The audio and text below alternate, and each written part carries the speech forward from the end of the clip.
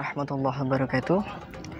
Innal hamdalillah nahmaduhu wa nasta'inuhu wa nastaghfiruh wa na'udzu billahi min syururi anfusina wa min sayyiati a'malina may yahdihillahu fala mudhillalah wa may yudlil fala hadiyalah. Asyhadu an la ilaha illallah wahdahu la syarikalah wa asyhadu anna Muhammadan 'abduhu wa rasuluhu la nabiyya ba'da. Wa qala Allah ta'ala fil Qur'anil Karim wa huwa asdaqul qailin. A'udzu billahi minasyaitonir rajim. Bismillahirrahmanirrahim. Qul in kuntum tuhibbunallaha fattabi'uni yuhibbukumullahu wa yaghfir lakum dzunubakum wallahu ghafurur rahim. Wa qala Rasulullah sallallahu alaihi wasallam, as'adun nas bi syafaati yaumil qiyamah man qala la ilaha illallah khalisan mukhlishan min qalbi. Amma ba'du.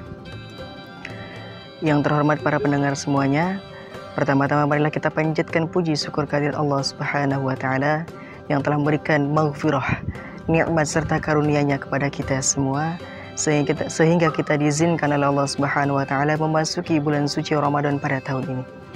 Tidak lupa juga salawat berbingkai salam semoga tetap tercurahkan kepada junjungan alam baginda habibana wa nabiyana hadratun nabiyuna Muhammad sallallahu alaihi wasallam beserta para keluarganya, para sahabatnya, para tabi'innya, dan kita semua yang insya Allah selalu berusaha agar diakui sebagai umatnya baginda Rasulullah ila yaumil qiyamah. Amin ya rabbal alamin. Para pendengar yang dirahmati Allah Subhanahu wa taala, perlu kita ingat bahwasanya bulan Ramadan adalah hari-hari di mana Allah Subhanahu wa taala menurunkan maghfirahnya, menurunkan karunia-Nya, menurunkan keberkahannya. Oleh karena itu, 10 hari terakhir di bulan Ramadan ini kita penuhi dengan amalan kepada Allah Subhanahu wa taala. Kita penuhi dengan permohonan ampun kepada Allah Subhanahu wa taala, terutama dengan istighfar dan membaca kalimat la ilaha illallah.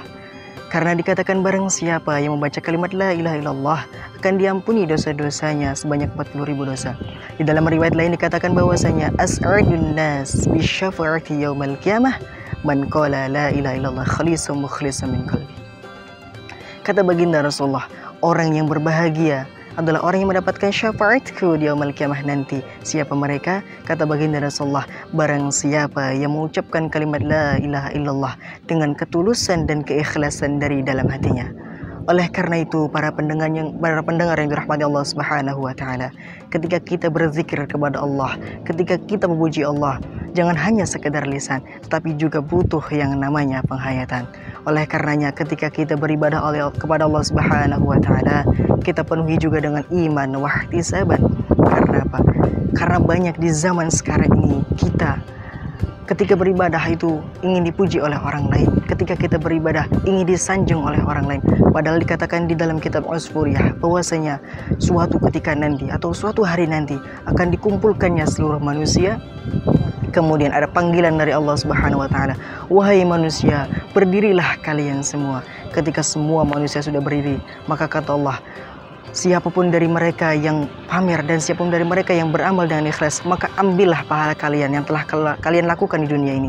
Kemudian ketika orang berbondong-bondong mengambil pahalanya, ada satu golongan yang tidak dapat bagian pahala, itu orang-orang yang riya dalam beribadah. Oleh karenanya, para pendengar yang dirahmati Allah Subhanahu wa taala, ketika kita beribadah, ketika kita beramal baik, kita penuhi dengan iman dan ihtisaban, penuh keimanan, penuh pengharapan pahala daripada Allah Subhanahu wa taala, dan juga kita barengi dengan rasa haya. Karena ketika seseorang hanya punya rasa iman tetapi tidak punya rasa haya, maka dia akan merasa dirinya paling bertakwa, dia akan merasa dirinya paling beriman. Begitu pula sebaliknya, ketika seseorang hanya punya rasa malu tapi tidak punya rasa iman, maka dia tidak punya rasa percaya diri untuk bersosial. Dia tidak punya kiprahnya di dunia sosial. Padahal kata Rasulullah, khairun nas anfa'uhum linnas, sebaik-baiknya manusia adalah yang paling bermanfaat bagi orang lain. Dan khairun nas man tala umruhu wa hasuna amaluh, sebaik-baiknya manusia adalah memiliki umur yang panjang dan digunakan untuk beribadah kepada Allah Subhanahu wa taala. Oleh karenanya, para pendengar yang dirahmati Allah Subhanahu wa taala, dalam beramal kita sekarang kita penuhi dengan iman wa ihtisaban dan rasa haya kepada Allah. Karena rasa malu itu bersatu padu dengan keimanan. Al haya wal iman kurina jami'a fa idza rufi'a ahaduma rufi'a al-akhar. Dari hadisnya dikatakan al haya wal iman kurina jami'a fa idza rufi'a ahaduma rufi'a al-akhar. Rawahul Hakim, bahwasanya rasa malu dan keimanan itu bersatu padu menjadi satu, dan apabila hilang salah satunya maka hilang pula yang lainnya. Oleh karenanya, para pendengar yang rahmati Allah Subhanahu wa taala, kita harus menumbuhkan rasa malu kita ketika bermaksiat kepada Allah.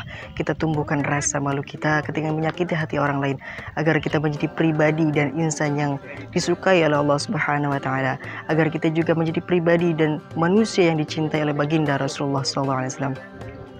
Semoga apa yang saya sampaikan ini menjadi tolak ukur kita, menjadi acuan kita untuk mendekatkan diri kepada Allah dan menjadi seorang pribadi manusia yang begitu cinta dan bermutabah kepada Allah Subhanahu wa taala.